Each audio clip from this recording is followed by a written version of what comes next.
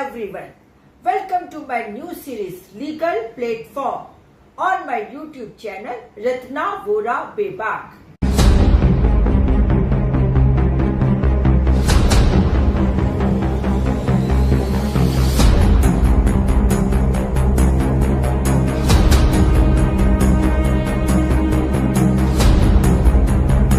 Friends, in this series, every episode will be presented in both English and Hindi so that we can reach a wider audience across the India.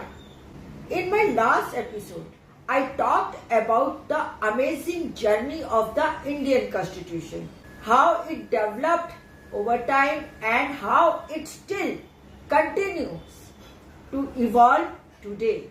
That was just an introduction to the evolution of our constitution.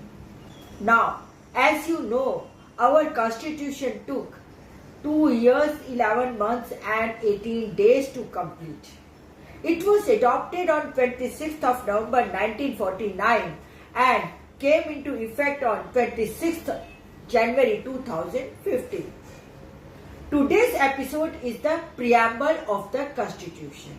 Let's begin with the simple question. What is the preamble? Preamble is like a summary or introduction to the constitution. By reading preamble, we get an idea what the constitution is all about and what its core values are and what kind of nation to aim to build. In fact, the preamble is the soul and spirit of the constitution. It contains the basic philosophy, values and goals that our constitution is based on. Where is it placed? The preamble is placed at the very beginning of the constitution before part 1.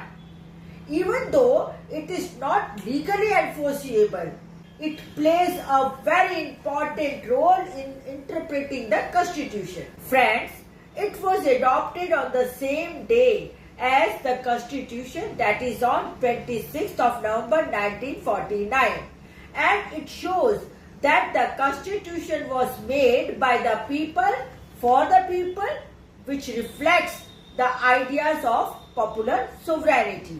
The Supreme Court in the famous Keshwananda Bharti case 1973 said that the preamble is a part of the constitution. It helps judges to understand the spirit and purpose of the constitution, especially when any provision is unclear. Now the question arises, can the preamble be changed? My answer is yes, it can be changed or it can be amended, but not in a way that changes the basic structure of the constitution. For example, in 1976, during the 42nd amendment, the words socialist, secular and integrity were added to the preamble, which doesn't change the basic structure of the constitution. In fact, these words reflects the basic structure of the constitution. Preamble important because it gives the constitution ideological identity. It helps the government, courts and citizens to understand the spirit of the law. It reflects the aspirations and dreams of the people of India. It stands as a symbol of unity and the commitment to create a just, equal and inclusive society. So friends, this is the simple explanation of the preamble, its meaning, its place in the constitution and why it matters so much to understand the constitution. At last, thank you very much watching this video till the end. Now in the next episode, we will be dive deeper into the each words of the preamble and what it truly represents. Now friends, I'll explain and elaborate preamble in Hindi.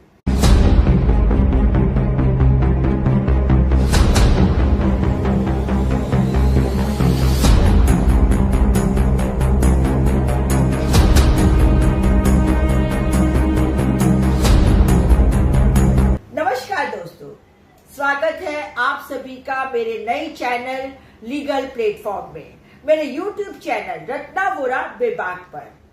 साथियों, इस series के हर episode को हम हिंदी और अंग्रेजी दोनों भाषाओं में पेश करेंगे ताकि ज्यादा से ज्यादा लोग इसे समझ सके और इसका लाभ ले सके।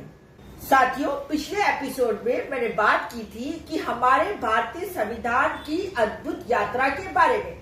साथियों, पिछले एपिसोड में मैंने हमारे भारतीय संविधान की अद्भुत यात्रा के बारे में बात की थी। वो कैसे बना, कैसे विकसित हुआ और आज भी कैसे लगातार बदल रहा है। पिछले एपिसोड में संविधान के विकास का एक परिचय दिया था। आप सभी जानते हैं कि हमारा संविधान तैयार होने में 2 साल 11 महीने और 18 दिन लगे और 26 जनवरी 1950 को इसे लागू किया गया। तो चलिए आज शुरुआत करते हैं एक आसान सवाल से।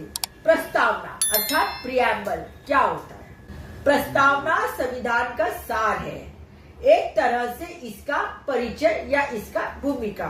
इसे पढ़कर हमें यह समझ आता है कि संविधान का मूल उद्देश्य क्या है, उसके मूल दृष्टिकोण, उसके मूल्य और लक्ष्य क्या है। असल में प्रस्तावना संविधान की आत्मा और आवाज है। यह उन आदर्शों को और सिद्धांतों को दर्शाती है जिन पर हमारा संविधान आधारित है और जिस पर पूरा देश चलता है। साथियों, प्रस्तावना संविधान की शुरुआत में भाग 1 से पहले दी गई है। भले ही कानूनी रूप से इसे लागू नहीं किया जा सकता, लेकिन यह संविधान की व्याख्या करने के लिए बहुत ही महत्वपूर्ण भूमिका निभाती है। साथियों, यह भी जानना जरूरी है कि प्रस्तावना को भी संविधान के साथ 26 नवंबर 1949 को अपनाया गया था। यह दिखाता है कि हमारा संविधान जनता द्वारा जनता के लिए बनाया गया, यानी इसकी में जन अधिकारिता, पॉपुलर सोवरेनिटी की भावना है। सुप्रीम कोर्ट ने संविधान के प्रस्तावना के बारे में क्या कहा है उसे भी जानना जरूरी है। साथियों, सुप्रीम कोर्ट ने केशवानंद भारती केस 1973 में कहा था कि प्रस्तावना संविधान का ही एक हिस्सा है, एक भाग है। जब संविधान की किसी बात में अस्पष्टता होती है तो प्रस्तावना उसके उद्देश्य और आत्मा को समझने में मदद करती है। तो साथियों, अब दूसरा सवाल ये खड़ा होता है कि क्या प्रस्तावना बदली जा सकती है?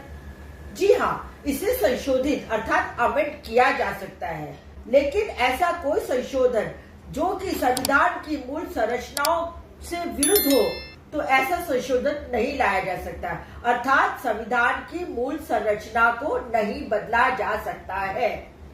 उदाहरण के तौर पे 42वें संविधान संशोधन 1976 में समाजवादी, धर्मनिरपेक्ष और अखंडता जैसे शब्द जोड़े गए, परंतु ये तीनों ही शब्द संविधान की मूल भावनाओं के तहत ही थे। अब प्रश्न ये उठता है कि आखिर प्रस्तावना क्यों महत्वपूर्ण है? तो साथियों, यह संविधान को विचारधारात्मक परिचय, पहचान देती है, मतलब एक आइडियोलॉजिकल आइडेंटिटी देती है। यह सरकार, न्यायालय और नागरिकों के कानूनों की आत्मा को समझने में मार्गदर्शन करती है। साथियों, यह भारतीय जनता की आकांक्षा और सपने को दर्शाती है। यह एकता का प्रतीक है और एक न्यायपूर्ण, समान और समावेशी समाज बनाने के लिए संकल्प को दिखाती है। तो साथियों, ये थी सरल व्याख्या हमारे संविधान की प्रस्तावना अर्थात प्रिएम्बल की, उसका अर्थ, उसका स्थान और उसका महत्व।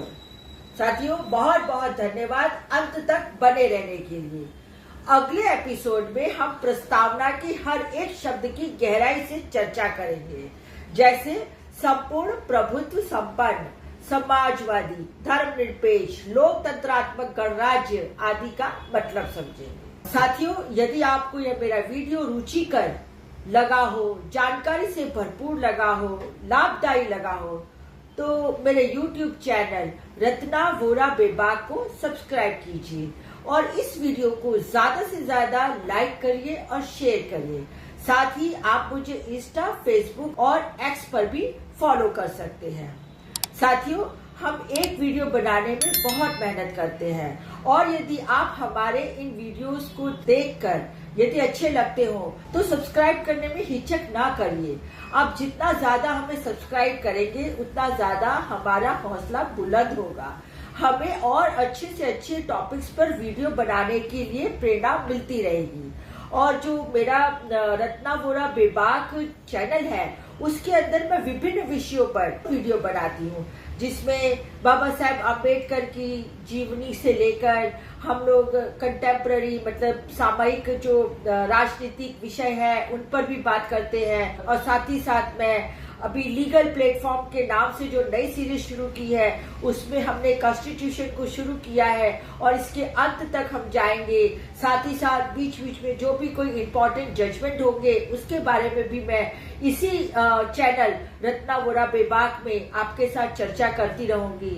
तो मेरा ये जो चैनल है ये मल्टी डायमेंशंस मैं कह सकती हूँ। और आज ही मैं एक नया एपिसोड शुरू करने जा रही हूँ जिसमें हर रविवार को हम गुजरात के या गुजरात के बाहर के भी जो भी पत्रकार हैं, जर्नलिस्ट हैं या फिर सिविल सोसाइटी से जुड़े हुए लोग हैं या फिर जो सामाजिक कार्यकर्ता है, कार्यशील है या फिर बाबा साहेब अम्बेडकर की विचारधारा से जुड़े हैं या सामाजिक न्याय की विचारधारा से जुड़े हैं, उन सबको टाइम टाइम पर अपने इस चैनल पर लाती रहूंगी और उनके साथ चर्चा करती रहूंगी। नमस्कार, फिर मिलती हूँ एक नई बात के साथ, एक नई वीडियो के साथ।